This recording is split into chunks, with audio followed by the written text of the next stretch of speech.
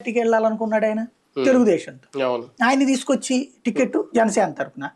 మరి అక్కడ నీ వాళ్ళకి ఏం న్యాయం చేసినట్టు లేదు. ఇక్కడ ఫర్ ఎగ్జాంపుల్ రాజమండ్రి కందులు దుర్గేష్ ఎన్నాళ్ళ నుంచి కష్టపడ్డాడు, కిందసారి కష్టపడ్డాడు కదా. నువ్వు ఏమని చెప్పావు, ఓ శపథం కూడా చేసావు, రాజమండ్రి గడ్డ మీద నుంచి నేను పొత్తు ప్రకటించాను కాబట్టి అక్కడి నుంచి మాకు ఉండాలి.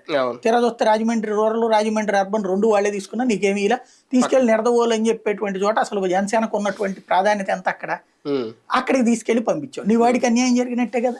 వాళ్ళు నీ వాళ్ళని కూడా నువ్వు కాపాడుకోలేకపోతే ఇంకేంటి, వాళ్ళ వాళ్ళు కాపాడుకుంటున్నారు, నీకోసం ఎక్కడా త్యాగం చేయలే.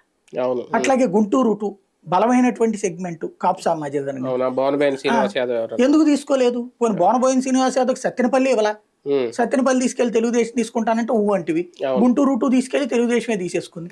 ఇంకా నిన్ను నమ్ముకున్నటువంటి గుంటూరు సంబంధించినటువంటి లీడర్లకు ఏమి ఇచ్చినట్టు నువ్వు? బేసిక్ గా ఒక తెనాలు తప్పించి గుంటూరు జిల్లాలో దిక్కులే. అంతే, కాబట్టి కృష్ణా గుంటూరు జిల్లాలోనే కాపులు ఎక్కువ. ఆ కాపులు ఉన్నటువంటి చోట నువ్వు నీ వాళ్ళకి ఏమి ఇచ్చావు పోనీ కదా. ఇది కూడా విజయవాడ వెస్ట్ కూడా, విజయవాడ వెస్ట్ బీజేపీకి ఇస్తారట.